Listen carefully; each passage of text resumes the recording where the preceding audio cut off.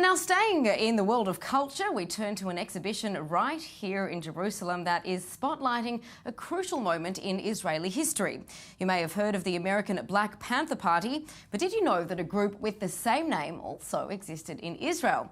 Not only that, but they came to define politics in the Jewish state for decades. Our culture correspondent Maya Margit has that story. Welcome to Israel in the 1970s, a time of social upheaval, war, and major terror attacks, when economic inequality festered and civil rights movements were born. Enter the Israeli Black Panthers, a protest group modeled after the African-American group of the same name. Jewish immigrants from North Africa, or Mizrahis, banded together to bring attention to their dire social and economic situation. We copied the name from the American Black Panthers. We began to hear what they were doing in the US and how African Americans were protesting against injustices. We became just like them. We, the Mizrahim, were just like the blacks in the US, and we saw the European Jews as being like the whites in the US. Photographer Yaakov Shofar spent years with the Israeli Black Panthers, conducting extensive interviews and shooting portraits of leading members. Israel was going through a very difficult period in the 1970s. There were many terror attacks, there was the Yom Kippur War, protests. The media depicted the Black Panthers always protesting and threatening the rule of law, but I wanted to show their human side.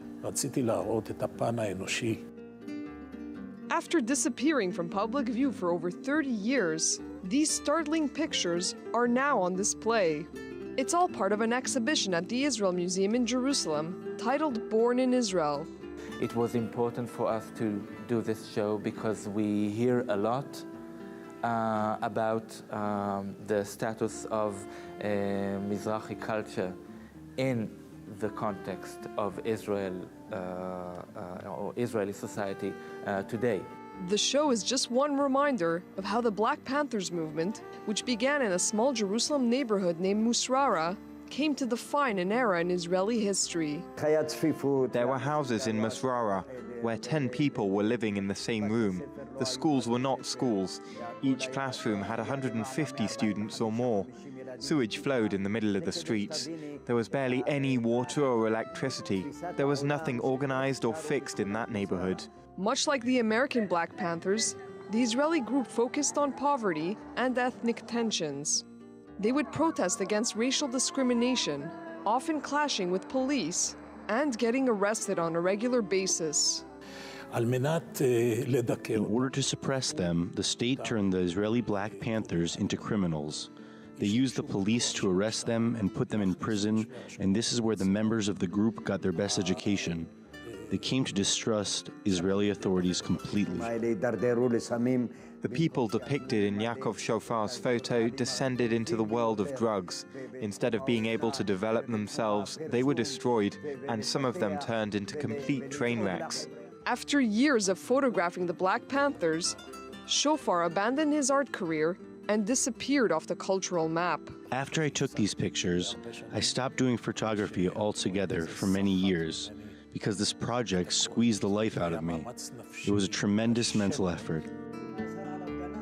As for Biton, he believes discrimination against Mizrahi Jews remains a major problem in Israel, one that a new and younger generation will have to remedy.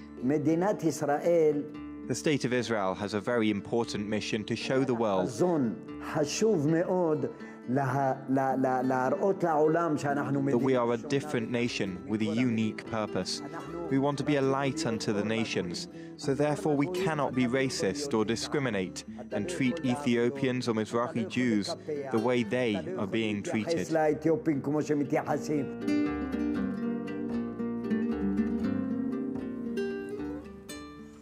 Now, the Black Panthers movement is incredibly interesting and its legacy continues to play out in Israel today. Stay with us because after the break we will be joined in the studio by our culture correspondent Maya Margit, who's going to tell us all about it. Don't go anywhere.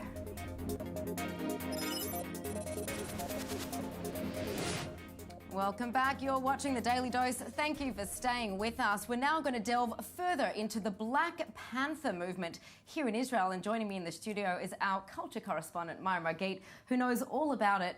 Maya, first of all, let's give a bit of background to people who aren't familiar with the Black Panther movement here in Israel, made up of Mizrahi Jews. Yeah. Who are the Mizrahi Jews? Where do they come from? Give us a bit of context. So Mizrahi Jews are Jews from the Middle East or North African countries.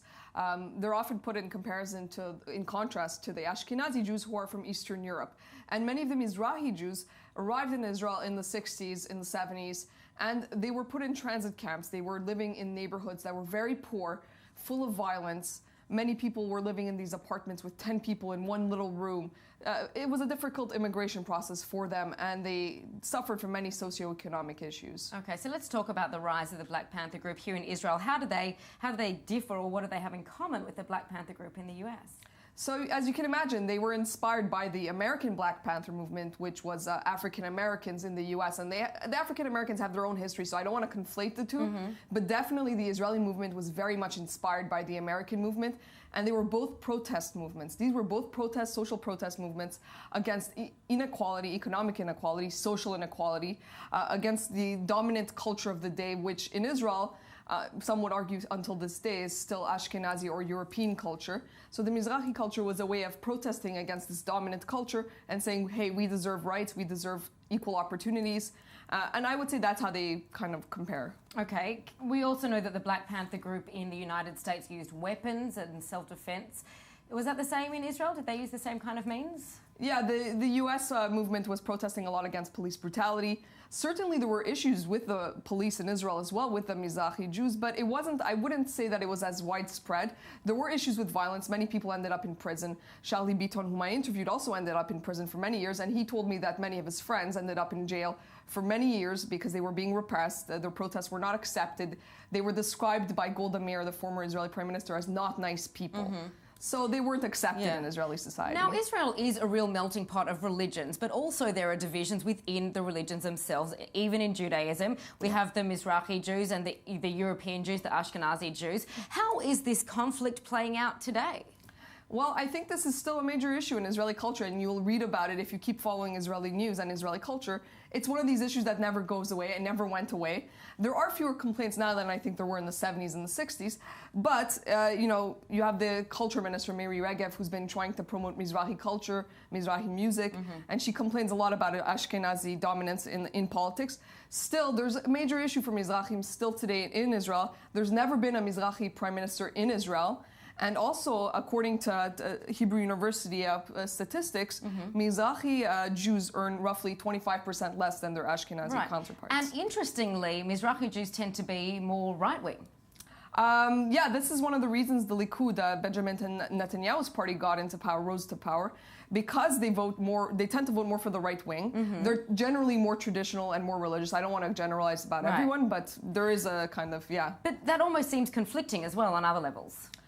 I'm not sure it's conflicting. They come from traditional backgrounds. The European Jews were generally more secular. Right. They had assimilated more into European society, so they came from a very different background and culture. But we look at, say, Benjamin Netanyahu shutting down their factories, they live in poverty, and on the other hand, he's quite a right-wing leader, and they're in support of him. So he's taking away, the food for which they need to eat in favor of survival, I suppose, on another level. It's kind of reminiscent of Republicans in the U.S. with, blue-collar workers voting for Donald Trump, but...